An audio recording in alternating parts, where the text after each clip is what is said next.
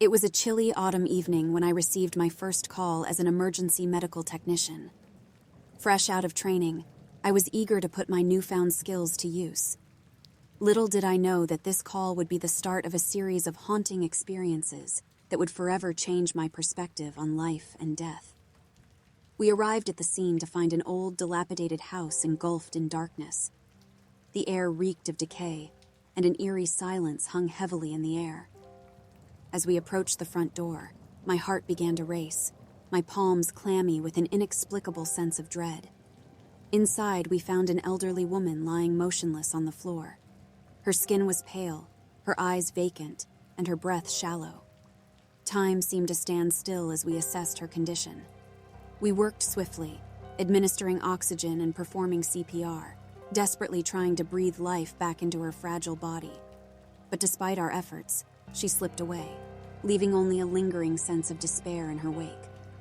Days turned into weeks, and the horrors continued to unfold. We responded to countless emergencies, car accidents, heart attacks, and violent crimes. Each incident brought with it a palpable aura of fear and suffering. The wailing sirens and flashing lights became a constant backdrop to our nightmares. One fateful night, we received a distress call from a small, desolate town on the outskirts of the city. The caller's voice trembled with an indescribable terror, urging us to come quickly. As we raced towards the destination, I couldn't shake the feeling that something ominous awaited us. Upon arrival, we found ourselves in an abandoned building, its walls covered in graffiti and its floors creaking with each step. The darkness seemed to devour the feeble light of our flashlights, casting eerie shadows that danced around us. We followed the sound of a faint whimper, our hearts pounding in unison with the building tension. In a dimly lit room, we discovered a young girl huddled in a corner, her tear-streaked face a haunting reflection of pure terror. She mumbled incoherently, her voice laden with fear, as if she had witnessed unspeakable horrors. We carefully approached her, trying to offer comfort, but her eyes fixated on something behind us. I turned around, my pulse quickening, but there was nothing there, just the cold emptiness of the room. The girl's condition worsened as we transported her to the hospital. She grew increasingly agitated, her eyes darting around, as if she could see something that eluded our vision. It was as if an unseen presence was tormenting her, unraveling the fabric of her sanity. We could do nothing but watch, helpless witnesses to her descent into madness. As time went on, the experiences took a toll on our team. We became haunted by visions, tormented by nightmares that blurred the line between reality and illusion. The air around us grew heavy with the weight of unspoken terrors, and a pervasive sense of impending doom hung over every call. One stormy night, we received a distress call from an isolated cabin deep in the woods. We navigated treacherous roads, branches clawing at our windshield, as if nature itself tried to deter us. The cabin stood eerily alone, shrouded in darkness and hidden whispers of forgotten tales. Inside, we found an elderly man lying in bed, his eyes wide with terror, as if he had glimpsed the face of death himself. His frail voice trembled as he recounted his encounter with a malevolent spirit that prowled the woods, whispering dreadful secrets into his ears. He begged us to protect him, but we were mere mortals, powerless against the unknown. That night marked the turning point for me.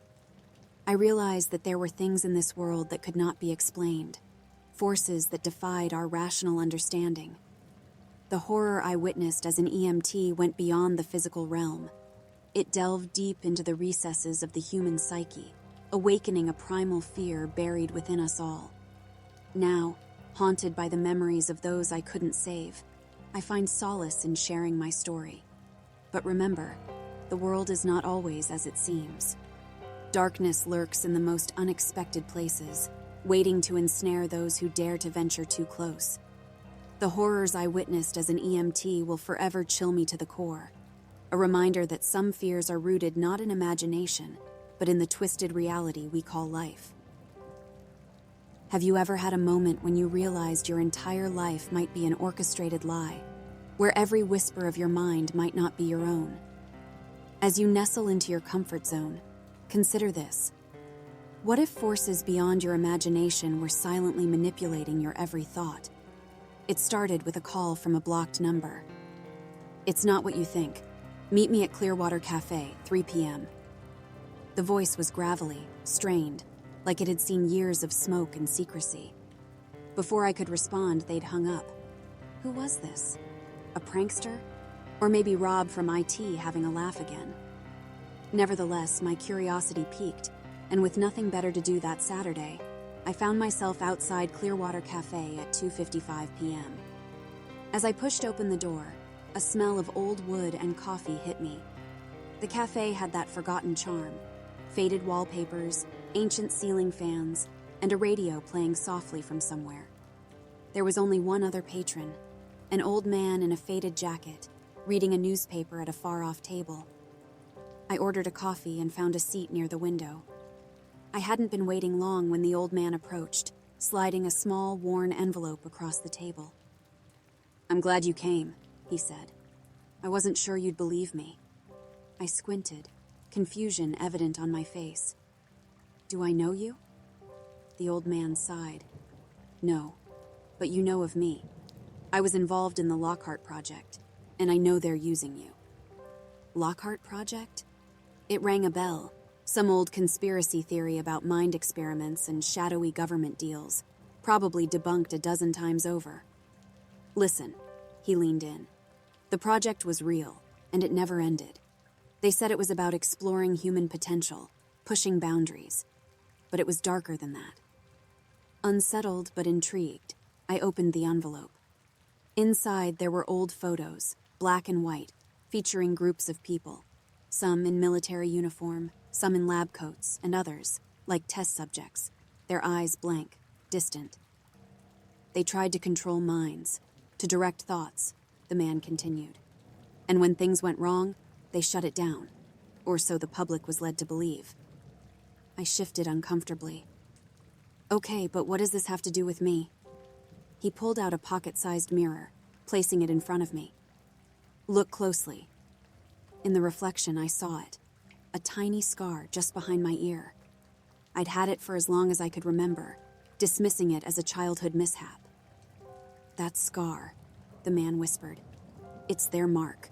You're one of the children, implanted with their devices. They're still monitoring you." This was crazy. Paranoia from an old man who'd read too many conspiracy theories. But then, he played an audio clip on his phone.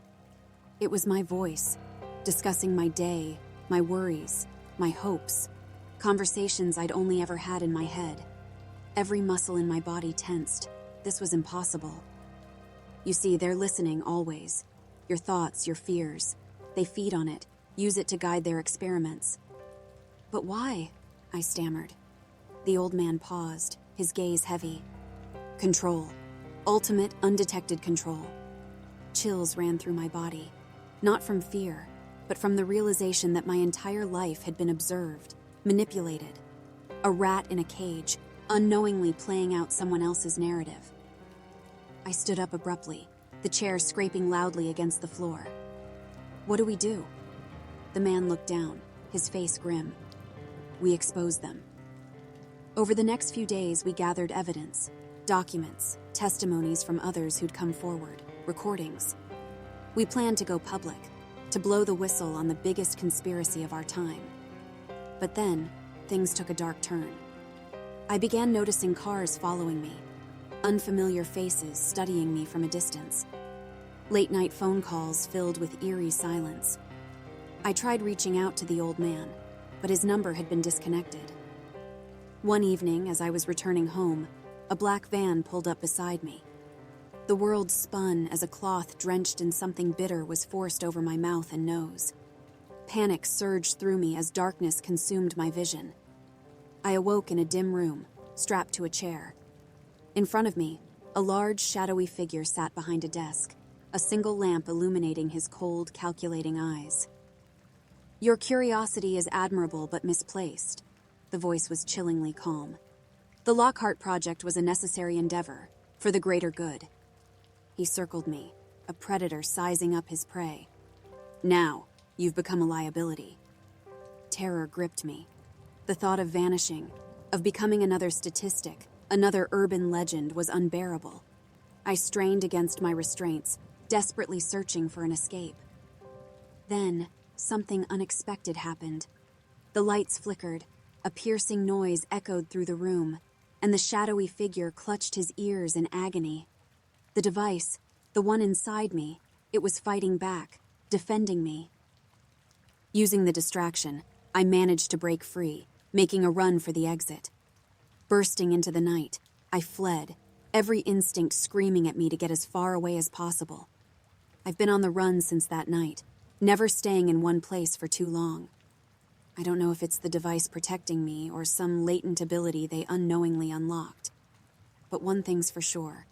The world needs to know the truth about the Lockhart Project, and I won't rest until it does. I'd like to take a brief moment to genuinely thank you for lending your ears and thoughts to today's tale. In this ever-busy world, your time and attention mean more than you might realize. If the story resonated with you or stirred something within, I'd appreciate a like or a subscribe. And I'd love to read your reflections in the comments below. Your interaction truly enriches this shared journey of storytelling. Thank you for being here with us. You ever buy something on a whim? It seemed harmless, the auction ending soon, the bid at just 1 penny. Old book with curious drawings, the description read. I was curious, and hell, it was just a penny. The book arrived a week later, no return address. It looked ancient, leather-bound, and, as described, full of drawings. They were detailed sketches of landscapes, towns, and people, but all with something slightly off about them. Like someone had drawn our world, but with a nightmare twist. The drawings, the more I looked, made me uneasy, like they were pulling me in. One drawing in particular caught my attention.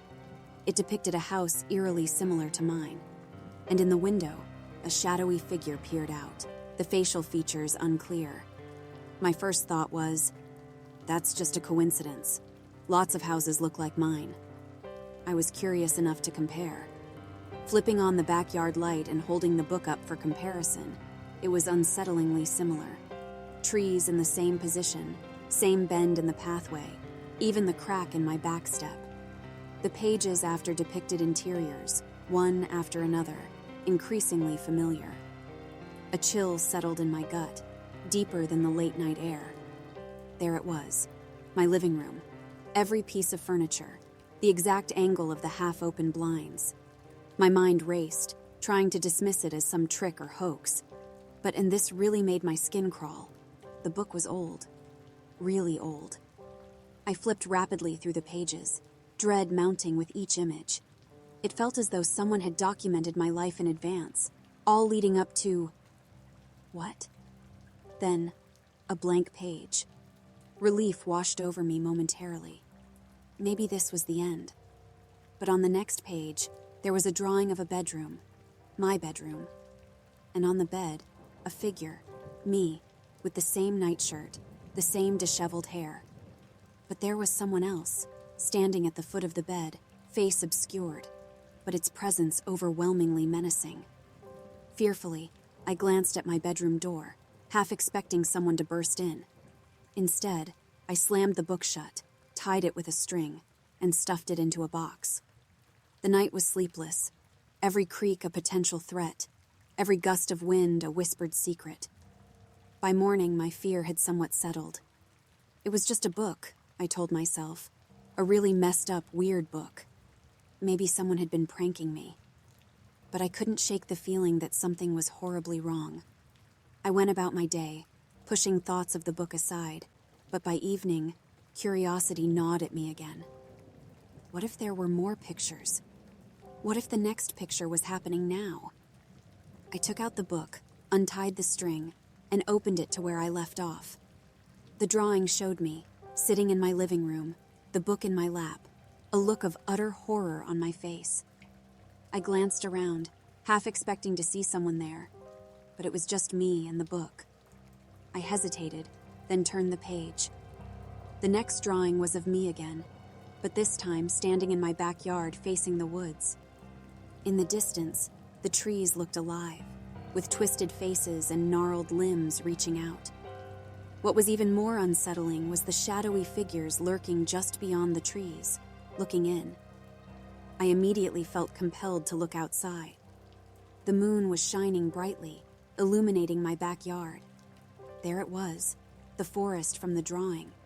It looked so real in the book, and I had to know. Without thinking, I found myself opening the back door. Stepping outside, I felt a breeze that wasn't there before. It carried with it whispers, unintelligible, but it felt like they were beckoning me.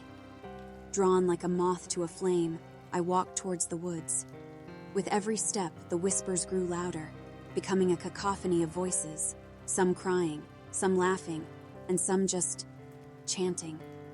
The trees loomed closer, their branches reaching out, yearning. Suddenly, the back door slammed shut. Snapping back to reality, I turned and ran towards my house, the voices in pursuit. I fumbled with the door handle, finally bursting inside, locking it behind me.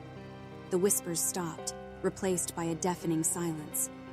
I took the book, ready to burn it or throw it away, but curiosity got the better of me again. Turning to the last pages, I saw a drawing of me, inside my home, looking relieved. I sighed, thinking it was over. But the very last page stopped my heart. It was a mirror image of the first picture of my house. But this time, the shadowy figure in the window was me. Weeks passed, and I couldn't shake off the paranoia. Every time I looked at a window, I half expected to see those woods, those voices calling me back. The book vanished, maybe sold by another unwitting soul on eBay. But I know it's out there, and I know I'm in it. Every night, I wonder if I'm the one looking out or the one looking in. I'd been babysitting since I was 16. You know the drill. Kids tucked in bed, catching up on TV shows, texting my friends. But this particular night was different. I was watching Lily, a sweet 6-year-old with blonde ringlets. Her parents had booked me last minute. They were attending an unexpected late-night event. Their home was a large, old-fashioned 2-story thing, with creaking stairs and floorboards that groaned in protest. The older homes always paid better, so I didn't mind. Around 9 p.m., after finishing her bedtime story, I walked out of her room and was about to head downstairs when I heard it. A soft, rhythmic tapping. It was coming from the locked door at the end of the hallway, which led to the attic. Lily had casually mentioned a man who stays upstairs once. I had assumed it was a child's imaginary friend or something from a fairy tale her parents read to her. You know how kids are. I approached the door, thinking maybe a bird or some animal was trapped. But as I placed my ear against the cold wood, the tapping stopped. Instead, there was a slow, deliberate breathing pattern, like someone pressing their face against the other side. Instinctively, I pulled away, mind racing. The parents never mentioned a tenant or any guest. I considered calling them, but figured I was just being paranoid. I headed back downstairs, switching on more lights than necessary. I tried watching TV, but every noise became magnified. A branch against a window, the wind howling. The house seemed to pulse with a silent, foreboding energy. The clock ticked past 11 p.m. when I received a text message. The display showed it was from Lily's mom. It read, "We'll be home soon. Please ensure the upstairs door remains locked at all times." Immediately after, another message pinged in. "And whatever you do, don't listen to him." My fingers froze. Listen to who? With bated breath, I replied, asking her to clarify. The blue ticks confirmed she'd seen the message, but there was no response. Then, from upstairs, I heard a soft lullaby, a man's voice humming. It grew louder, mixed with the gentle sound of footsteps moving from the attic door towards Lily's room. Panic surged as I raced upstairs. Outside Lily's door, I could hear her talking, her voice shaky. "No, I can't let you out. My babysitter's here." Without thinking, I barged in. Lily was sitting up, her face pale, staring at her window where a shadow was just disappearing from view. There was no sign of an intruder. She looked at me, eyes filled with tears. "He said he wanted to meet you." We heard a loud bang from the hallway. like a weight slamming against the attic door. It was persistent and grew in intensity. I grabbed Lily and locked her room, dialing 911. But instead of a dispatcher, a raspy voice answered, "You shouldn't have come here." I ended the call, feeling a sense of overwhelming dread. The banging stopped. It was replaced by the sound of the attic door unlocking and creaking open. Desperate, I looked for an escape route. Lily pointed to her closet, whispering, "There's a hidden way to the ground floor. My dad made it for hide and seek." We silently made our way inside, and she showed me a small trap door. We climbed down, emerging in the living room. The front door was just a few steps away, but then the chilling voice echoed from the stairway. "Leaving so soon?" We bolted for the door, flinging it open. The cold night air greeted us as we ran towards the neighbors. I glanced back once to see a silhouette standing at the window, watching. The police arrived quickly. They searched the house but found no one. The attic was empty except for a chair facing the locked door, its seat worn, as if it had been used frequently. Lily's parents arrived, horrified. They'd never sent me any texts. They knew nothing about any man upstairs. The officers concluded there was a squatter living in the house unbeknownst to the family. They found small evidences, scraps of food, an old blanket, and disturbingly, a set of pictures of all the babysitters who had worked there, myself included. Mine had a note on the back. "She's next." The incident left me traumatized. I gave up babysitting and often found myself waking up in cold sweats, the haunting lullaby echoing in my ears. Months later, a friend sent me a link to a news article.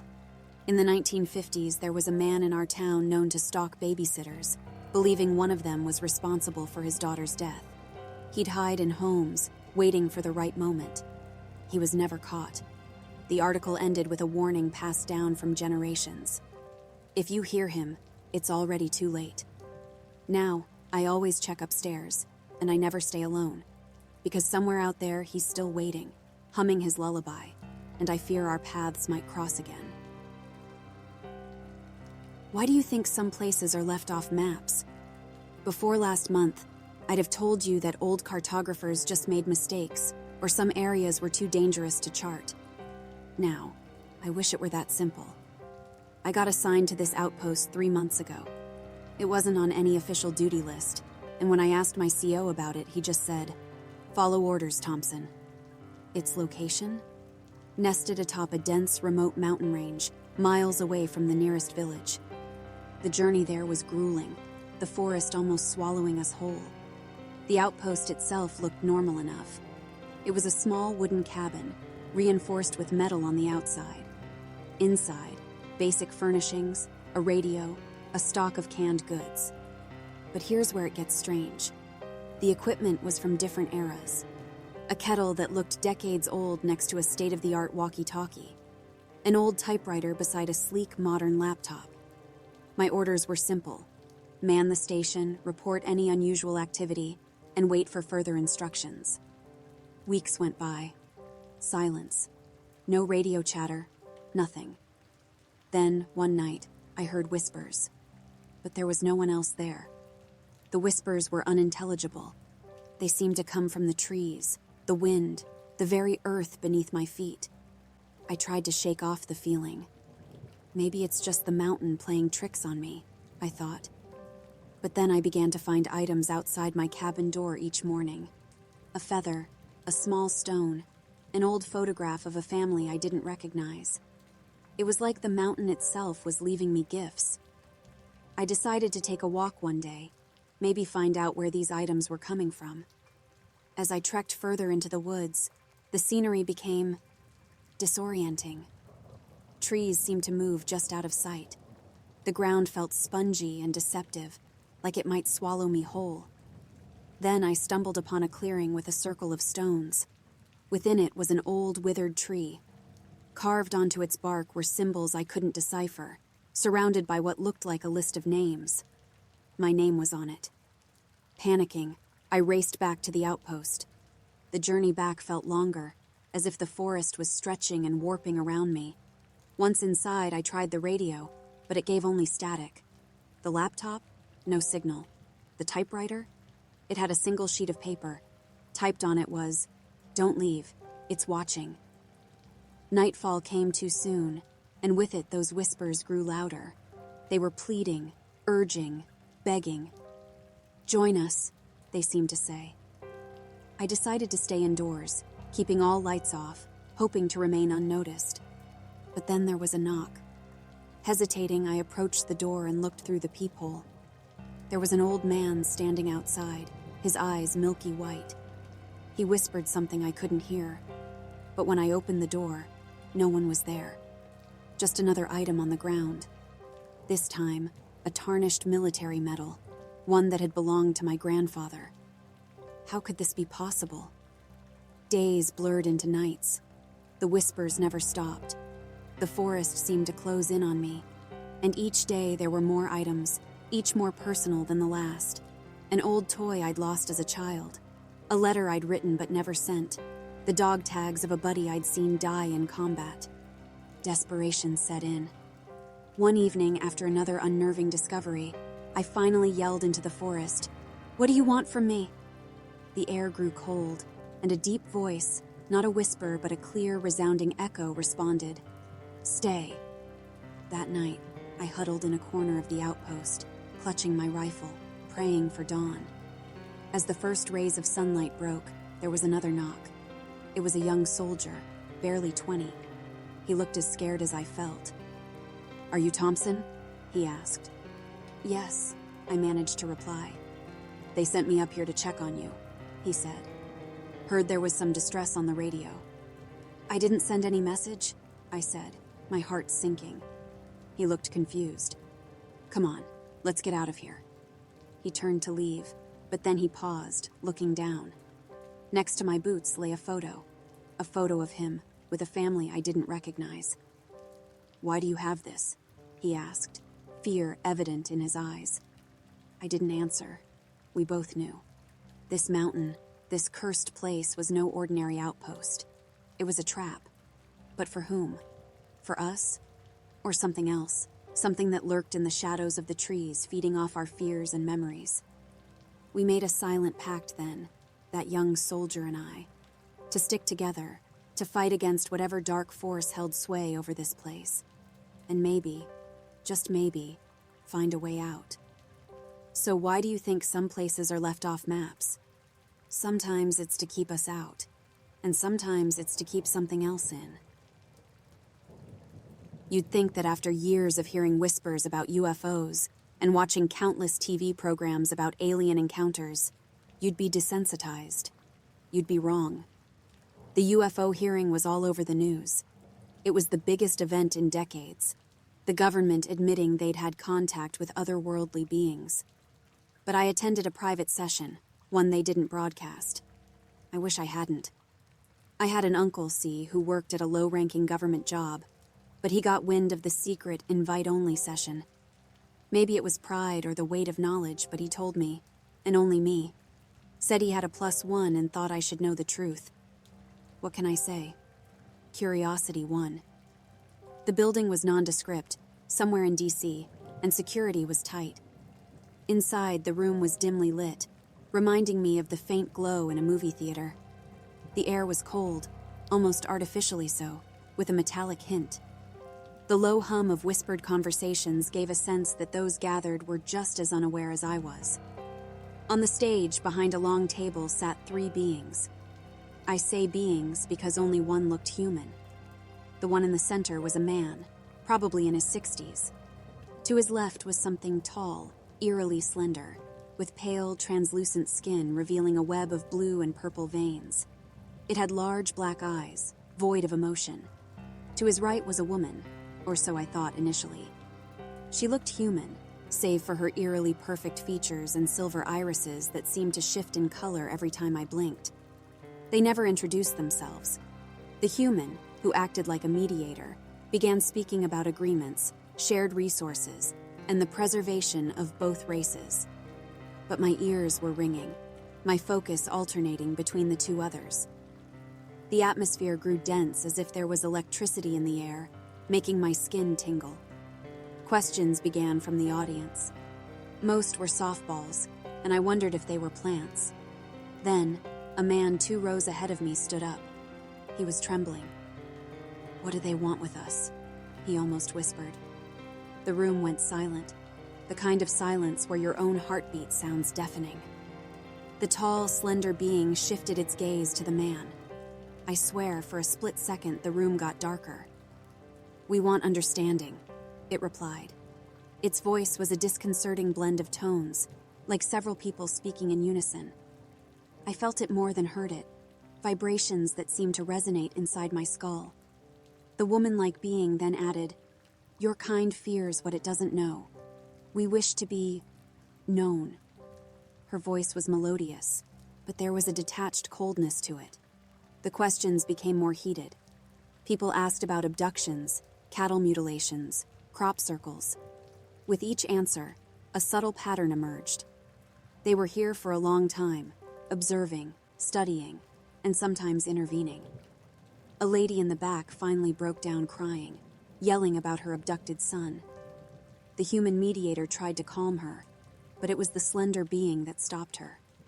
It just looked at her, and she went limp, collapsing into her seat, eyes vacant. That was it for me. I had to get out. My heart raced, and my mouth was dry as I tried to make my way to the exit without drawing attention. The scent of ozone was now overpowering. Just as I thought I'd made it, the woman-like being said, "Leaving so soon?" Her head was tilted, those silver eyes fixed on me, reflecting some unknown emotion. I stopped dead in my tracks. The room seemed to close in, the walls pulsating as if they were alive. The whispers from the audience turned into a cacophony, their words unintelligible. The human mediator cleared his throat. "Please sit. The session isn't over." I could detect a hint of fear in his voice. Trapped, I returned to my seat. The remainder of the session is a blur. All I remember is the overpowering urge to agree, to accept, to submit. I felt disconnected from reality, as if floating in a dream. When I finally left the building, night had fallen, and the city lights seemed too bright, the noises too loud. My head throbbed, memories of the session fragmented and distant. For days, I tried to shake off the feeling of being watched. Everywhere I went, shadows seemed to shift, and the scent of ozone never left me. My uncle, he disappeared 2 days after the hearing. Just vanished. Sometimes at night, when the world is silent, I hear those blended voices again, murmuring words I can't understand. They want understanding, they had said. But the more I remember, the less I understand. The fear isn't about aliens or UFOs. It's the realization that we're not alone, and we're not in control. Now, I can't escape the feeling that they're here, among us, observing, waiting. The horror isn't that they visited, it's that they never left. And every time I catch a whiff of ozone or see those silver irises in a crowd, I am reminded of that chilling session, a truth they didn't want everyone to know. I'd heard the stories about Lake Lanier. Everyone around here had. It was supposed to be haunted. Some say the whole lake is built over a graveyard, or that there are towns submerged beneath its surface, ghost towns where spirits lingered. I never believed it, of course. That is, until my buddies and I decided to camp there one summer. It was supposed to be a fun weekend, just the guys. We found this isolated spot, a clearing with a direct view of the lake. The water was calm, mirror-like, reflecting the orange and purples of the setting sun. The air was filled with the chirping of crickets and the distant croaking of frogs. That first night, things were perfect. We grilled burgers, joked around, and shared a few beers. Late into the night, Tom, a local, began telling us stories about the lake. Stories of eerie songs on the wind and shadowy figures in the water. He spoke about some tragedy that took place in the 50s. A family had drowned, and it was said that you could sometimes see them, especially the little girl, roaming the shore. Mike, ever the skeptic, laughed it off. "Urban legends," he dismissed, taking another sip from his beer. We settled into our tents, the fire dwindling to embers. I was almost asleep when I thought I heard soft humming. It sounded like a child. Figuring it was just one of the guys trying to freak me out, I ignored it and drifted off. I woke up in the dead of night, needing to pee. The world was still, save for the gentle lapping of the lake's water against the shore. As I walked further from the campsite, the humming returned. Curious and somewhat irritated, I decided to track down its source. Walking along the shore, the humming grew louder, clearer. It sounded sad, mournful even. It was definitely a child's voice, but there was no child around. At least not that I could see. Suddenly, a chill enveloped the air. A thick mist rolled in from the lake. The world turned eerily silent, the humming now the only sound piercing the quiet. I followed it, drawn to it, until I reached an old, dilapidated pier. There, at the edge, stood a figure. It was a girl, no older than 10, in a white dress, her back to me. "Hey," I called out. "Are you okay?" The humming stopped. The girl turned around slowly. Her face was pale, her eyes hollow, with a distant, sorrowful look. I couldn't move, couldn't speak. I felt a pang of heartache, like I'd known her, lost her. The mist thickened, encircling us. Suddenly, the girl pointed to the water. I felt an overwhelming urge to look, and when I did, I saw them. Faces, dozens of them, staring up at me. They were people, trapped beneath the surface, their mouths agape in silent screams. Panic surged through me. I tried to run, but my legs wouldn't move. My head was heavy, my vision blurring. The last thing I remember was the little girl's sad voice. "Join us." I woke up to the sound of Mike's voice. "Dude, what the hell? Why are you out here?" I was lying on the ground next to the pier. Sunlight pierced the trees. Morning had arrived. I tried to explain, but my friends laughed it off. "You drank too much, man," Tom joked. But Mike looked at me strangely, his playful demeanor gone. "This place," he murmured. "It has a way of making you see things."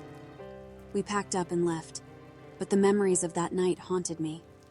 The girl's face, the trapped souls in the water. It all felt too real. And every now and then, when it's silent, I still hear the girl's mournful humming. Weeks turned into months. The memories faded, the horror replaced by everyday routines. Until one day, going through some old family photos, I stumbled upon one from the 50s. It was a picture of a family, a mom, dad, and a young girl in a white dress. I froze. The little girl in the photo was the one I'd seen by the pier. Heart pounding, I flipped the photo and read the caption.